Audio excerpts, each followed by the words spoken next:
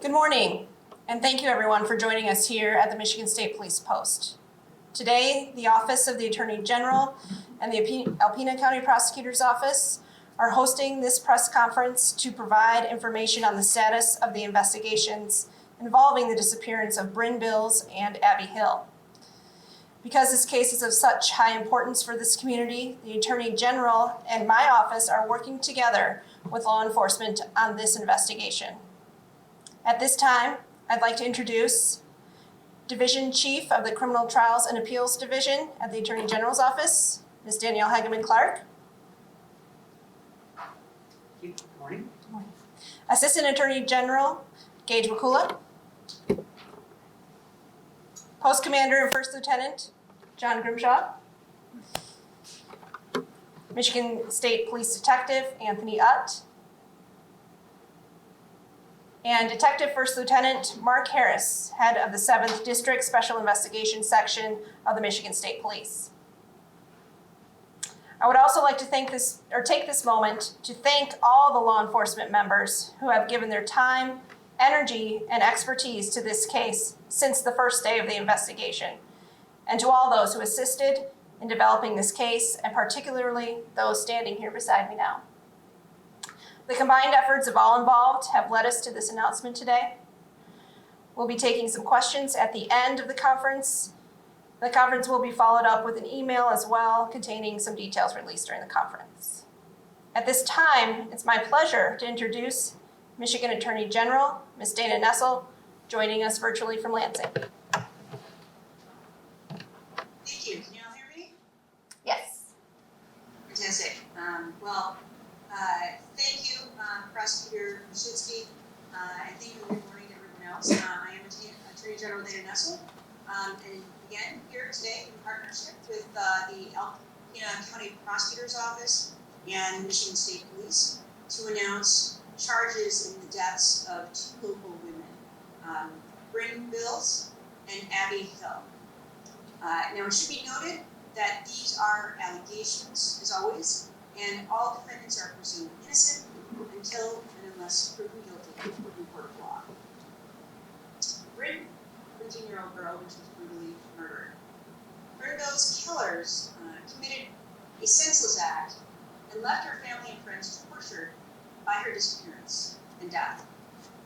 Bryn was really loved by her family, her friends, and they want to see justice done for her murder, as we all do. Abby Hill, 34, was murdered because she knew too much about the murder of Bryn Bills. Those men killed Abby Hill and left her body in the woods because they believed she would reveal information about their crimes. The loved ones of Abby are devastated by her death, and of course also want to see justice served for these very senseless crimes. These are particularly heinous crimes that shake us to our core. 2 men murdered these young women in cold blood. And as Attorney General, I make my office available to our partners in local law enforcement for many types of cases, and especially for cases such as these that require extraordinary resources to investigate, gather evidence, and pursue charges. I am dedicated to this partnership with Prosecutor Musinski, and I am committed to seeing justice delivered to the families of Bryn Bills and Abby Hill. So today, we are formally announcing charges against 2 men, Brad Shribnick and Joshua Wirgo. Brad Shribnick is charged with the following. Count 1, homicide. First degree premeditated murder for the killing of Bryn Bills. Count 2, dead bodies, disinterment, and mutilation. Count 3, homicide, first degree premeditated murder for the killing of Abby Hill. Count 4, felony firearm, second offense notice.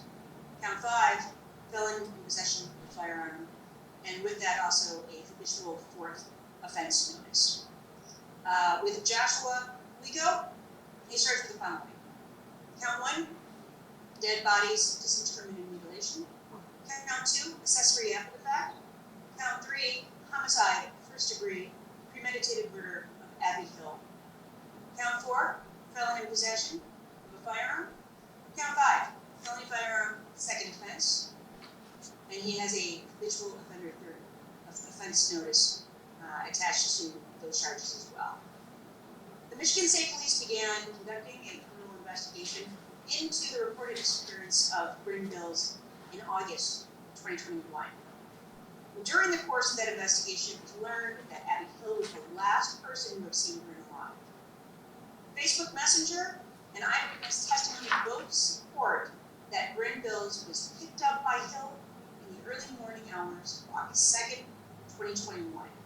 Now, based on the evidence and information obtained as part of our joint investigation, we believe Bryn was killed with premeditation and deliberation by Brad Scribnick. And her body was buried in the backyard of Josh Rigo's home shortly after she was seen last seen alive. During the weekend of September 24th, 2021, Abby Hill, Brad Scribnick, and Joshua Rigo stayed with friends, and it's believed that Abby Hill became upset after reading comments on social media that indicated she was responsible for the death of Bryn Bills. On Saturday, September 25th, Scribnick, Rigo, and Abby Hill were dropped off in a remote area of Alpena. And based on the evidence of interviews conducted as part of the joint investigation, we believe Abby Hill was executed and her body was left at the site. During the period of time between Bill's murder and Hill's murder, Scribnick and Rigo pled guilty to felony firearm charges, and they are currently serving a mandatory 2-year prison sentence in the Michigan Department of Corrections. Scribnick and Rigo will be arraigned on the charges announced today, tomorrow at the 88th District Court and the Michigan Department of Corrections, and that is to take place at 1 p.m. tomorrow in front of Judge Ellen Curtis.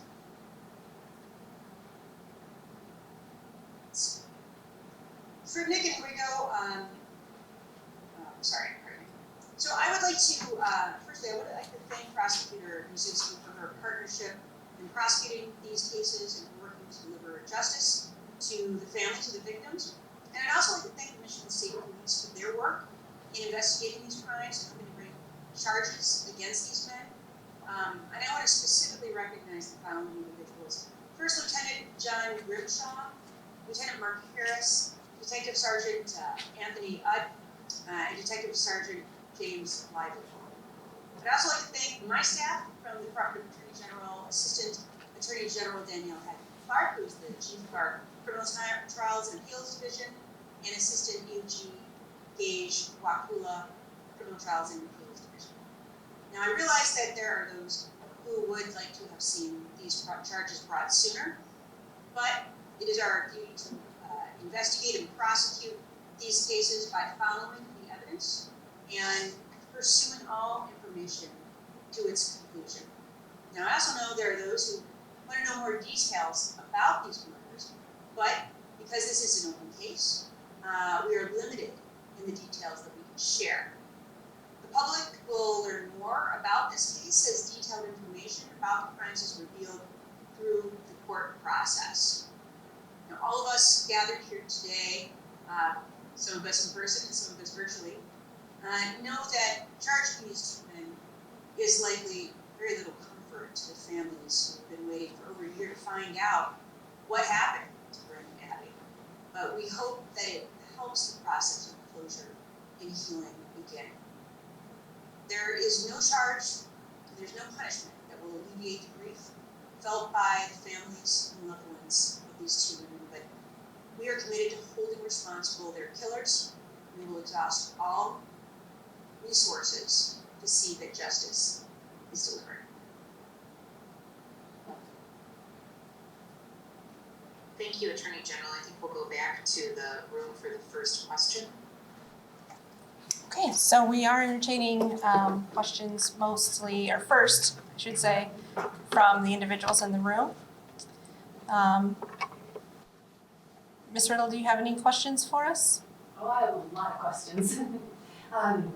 The investigation started over a year ago, and the police submitted a report to the prosecutor's office in December, saying that they thought they had enough to file charges at that time. I understand that you were continuing your investigation until that time. So what was the final factor that finally made you feel that you were ready to file charges? The charges are technically filed by the attorney. Just sorry, one go moment, ahead. please. I wonder, maybe Prosecutor Mushinski or somebody can repeat that for the people that are online who weren't able to hear the question. Sure, and I will try to bring the computer closer to the middle of the table so everyone can hear a little bit better. Basically, the question was, what was the final determining factor before that led to the actual decision to authorize the charges? Is that a good Yes. summation? That works, thanks. I don't know if, Ms. Agnew-Park, you would like to take that particular Sure. question? I think when it comes to police and prosecutors, they often will disagree about how strong we think the evidence is, and it's not uncommon for prosecutors to request additional investigation. In this case, there was a lot of additional investigation that I would say that has been ongoing since we got involved way back almost a year ago. In terms of what single fact led us to be able to bring the charges at this time, I don't think there's any single fact. I think charges are brought when we believe we can prove them in a court of law beyond a reasonable doubt, and we look forward to showing you that evidence at the preliminary exam. Mr. Heimerl, do you have anything? I do. So Attorney General Nessel explained why Abby Hill was murdered. What about Bryn Bills? Why was she murdered? I don't believe that we are able to bring forth that particular motive at this time.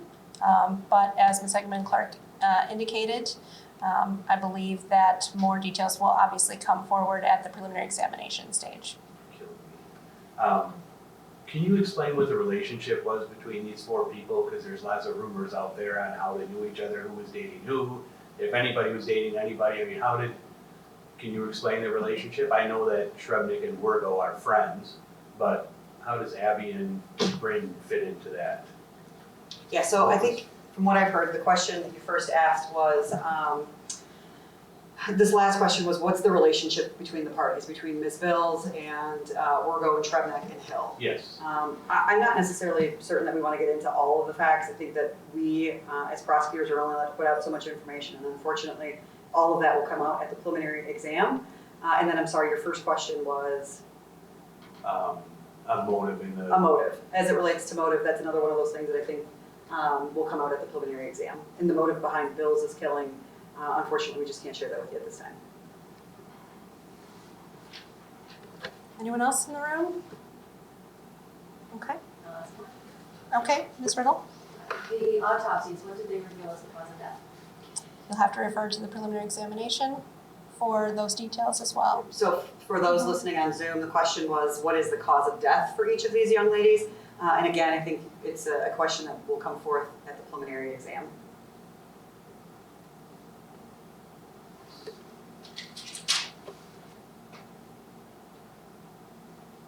We have a question over Zoom, if I may ask it. The question is, how helpful or hurtful were tips from the public? Did they, along with social media, help or hinder the investigation? So I can address that.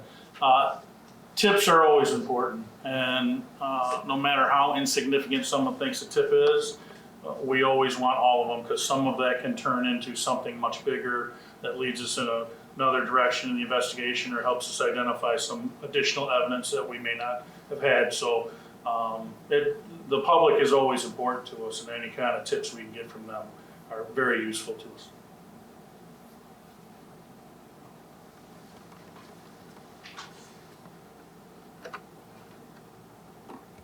Do you have an approximate date of death for Bryn Bills? We were given one for Abby Hill, but not Bryn. I think we can give that. So for those listening, the date of death for Bryn Bills was asked. We do believe that it was shortly after she disappeared on August 2nd, 2021.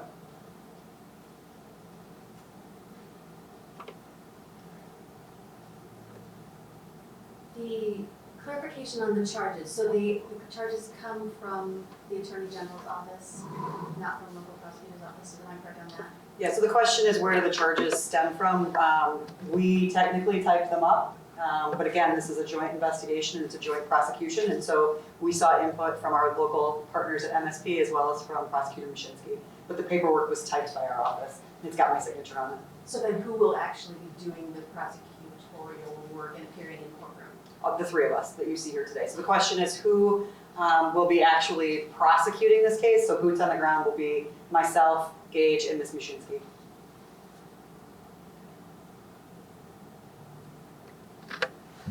Follow up on that? The charges have been a long time coming for the community, and we've been very anxious to get those. Thank you for filing charges. Are there steps that either of your offices can take to make sure that the cases proceed at a good pace through the court system? We've had a couple of trials really linger for a number of years. We're wondering if that we should anticipate that again, or if we can expect quick action. So the question for those on Zoom is, can we expect this trial to move along in a good pace? Is that fair to reiterate? I think, I've been a prosecutor for 21 years, and the pandemic has just slowed the criminal justice system down in ways that I would never have anticipated. Just had a trial last week from a case that was charged in 2019. Everybody, everywhere, I think, is suffering in some ways from a slowdown to the criminal justice system. I tell everybody who will ever listen to me that prosecutions in criminal cases in the justice system are a marathon, and they move along at the pace that they have to move along at. We try to be timely with discovery, we try to be timely with motions, and be timely with our responses, but these things do take time, and we will never rush to judge. They take as long as they take in order to get a fair and just outcome in the end. Ms. Mashinsky, anything you want to add to that? No, that was very well put, thank you. Do you believe that Shrebnick and Wergo acted alone, or is there a possibility of additional arrests in this case at this point in time? I think that any details are really just gonna have to come out of the preliminary examination, Mr. Hemmel. The question for those on Zoom was whether or not we expect any additional arrests to come out. I think, like any prosecution, we continue to investigate, we continue to follow up facts that may present themselves, and we'll go where the evidence takes us.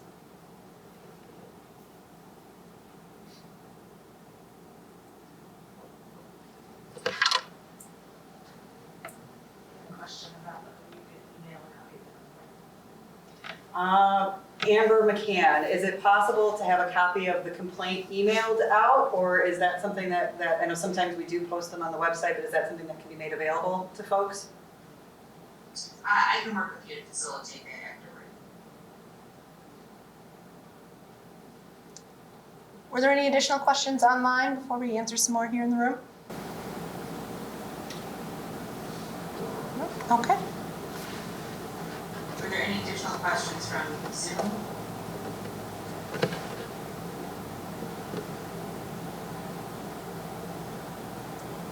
All right, who else has a question here? Ms. Riddle. Bruce Kinsey is another local gentleman that was charged in relation to this case for lying. He just pleaded guilty to lying to a police officer and pleaded down from a much more serious charge. I'm wondering if he isn't helping the police with this investigation or is planning to testify. The question is, as it relates to Bruce Kinsey, what if any relationship he has to this case and if he plans to testify? So to answer your question, Ms. Riddle, we are again going to have to refer you to have a little bit of patience and come to the preliminary examination and have more details answered for you at that particular time. Do we have a date for the prelim yet? We No. do not. No, and date for the prelim will be set, I would suspect, tomorrow. Usually we're given a probable cause conference date about a week out and then a preliminary exam date 14 days. I would not be surprised if that 14 days does get waived and it's pushed out further. There is an extensive amount of discovery in this case that whoever gets appointed or gets retained to represent the defendants will have to wade through. So my next little question, we don't have attorneys yet for. Those would get assigned or file their appearance probably after the arraignment tomorrow. sometime after. Is there a question in the back? No? Okay. Things we've had to ask have been covered at this point. It's expected to be coming out tomorrow or the days after. General.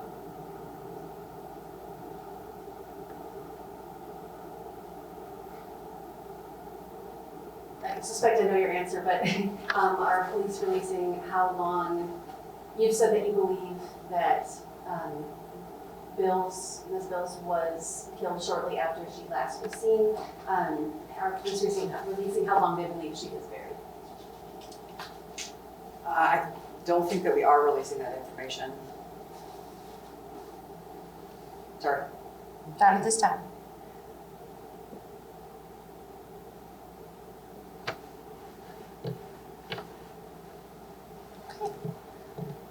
Not sure how much time, Ms. McCann, we had scheduled for questions.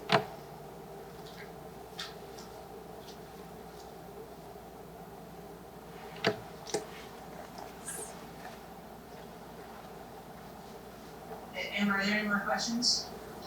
No, we have no more questions on Zoom, it's up for us. All right, let me just say, I just want to conclude with, first of all, thanking all of our law enforcement partners. We worked together with on this, and particularly, of course, Alpena County Prosecutor's Office and Prosecutor Mushinski for her excellent work.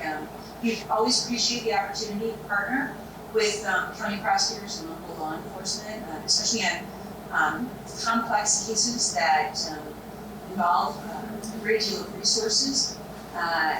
Quite candidly, across the state of Michigan, this is not just a Michigan problem, but really across the nation, the amount of resources dedicated for prosecutions, I think, generally speaking, is underfunded, and there's a shortage, I would say, in terms of the number of assistant prosecutors that are available, and what's available to the county prosecutors, not just in Alpena, but across the state. So we welcome the partnership. We extend the same assistance to any county that needs assistance from the Department of Attorney General, and we stand ready to provide that assistance.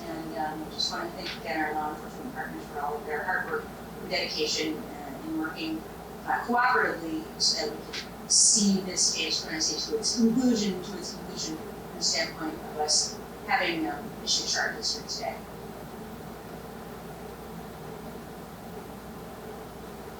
Thank you very much, Attorney General. I think we're all set over here on our end, and we will follow up with a copy of the complaint to those on our RSVP list to make sure they receive that. Thanks so much, everybody. Thank you.